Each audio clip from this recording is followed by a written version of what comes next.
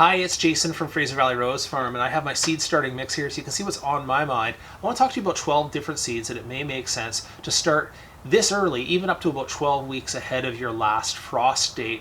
And the reason is always generally the same, or variations on either the seeds are small, they take a long time to germinate, or otherwise the plants just need a long time to get ramp up so you get full production in the season. Now, after I talk about the 12 different varieties and why you would seal them this early, I also want to talk about conditions a little bit, because I wouldn't even be considering this, wouldn't be thinking of it unless I had indoor growing space with some supplemental lighting and a plan for how I'm going to transition them and maintain their good condition going into the growing season. Let's deal with this group by group, and first I want to add in 3 different annuals that you could start early for better effect. The first one is Lisianthus, the second one is Petunias, and the third one is Snapdragons, all 3 recommended for that 10 to 12 weeks ahead of your last frost range. Lisianthus is a classic cut flower, kind of looks like a rose but comes in a wide range of colors, really amazing, but they are particularly finicky about their controlled germination conditions and take a long time to get going, start from a super small seed.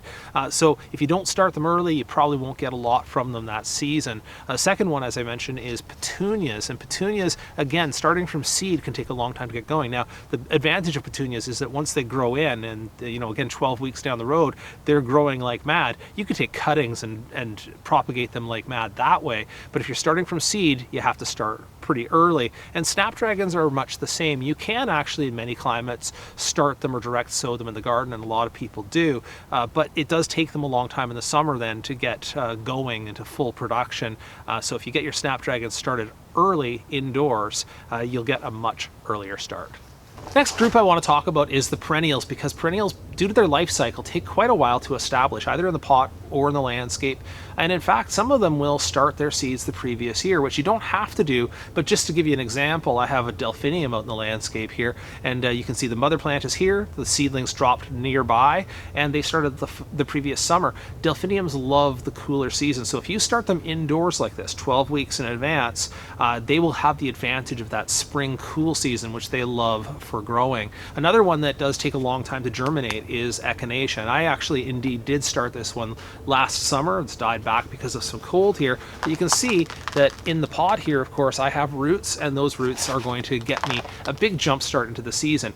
Echinaceas take a while to germinate, so if you're going to start them for this season, you'd want to start them as early as possible. A third one we want to talk about now is Lavender, because Lavender starts with such small seeds and seedlings. In fact, I would probably recommend starting them in a small plug tray, something like a 162 plug tray or a 288 cell plug tray, where they don't need a lot of soil space or even a lot of space indoors to get going, but then you'll have a ton of lavender for the season. Next, let's talk about the veggies, and the classic choices to start early are peppers, tomatoes, and onions. The peppers and tomatoes are in the same family, the nightshade family, and they actually do require a good ramp up into their season. Peppers more so than onions, so if you want to start your peppers 12 weeks in advance, they start from such small seedlings, it takes such a long time, and they benefit greatly from those controlled growing conditions indoors where you have the temperatures and you have the light, and you can get a great start on the season, get your fruiting done a lot sooner. Tomatoes a couple weeks behind, 3 weeks behind is better.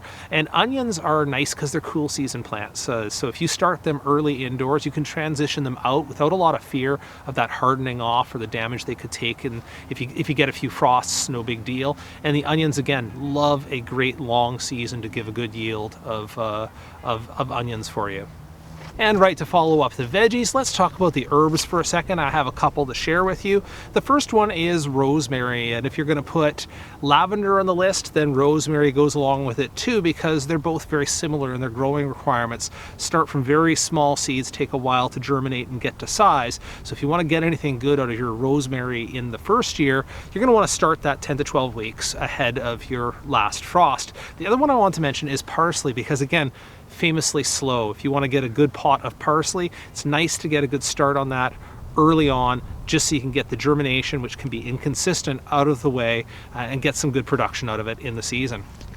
To round out the 12 here, let's talk about an oddball here, dahlias. If I had to fit them in one of the groups, I'd probably put them in with the annuals, but what makes them different is, of course, that dahlias are perennials if you dig up the tubers and save them. So I'm going to put them on their own, and you can actually start dahlias from seed. There's groups like Figaro or Harlequin. There's some with the darker leaves, Bishop's Children, and of course Floret sells their own line of dahlias as well. So there's lots of cool ones out there. They do like to start early if you want to get something out of them this season, and then you get the option. You can just save the tubers later on if you want to, if you find something worthwhile and want to carry them over to the next year.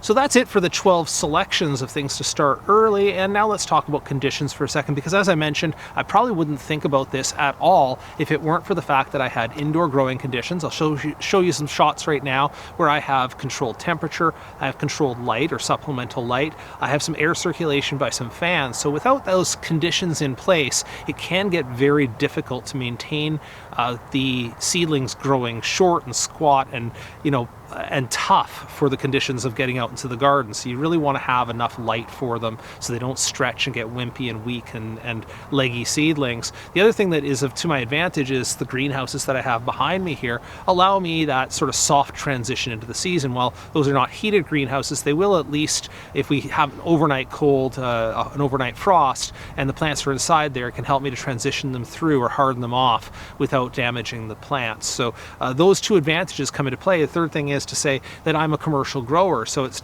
my benefits are increased because I'm going to be selling these plants. If I weren't considering selling them, I might kick the can down the road by just up to 4 weeks, something along the lines of early February instead of early January. Makes a huge difference in terms of how much time you have to keep them indoors and how much effort it takes to transition them out into the landscape. So if you're in that sort of marginal situation where you don't have these conditions already set up, maybe you can just hold off for a few weeks. But if you are really trying to get some Lysianthus or some really cool stuff going early and get good production out of it, it is probably worthwhile to make a basic setup.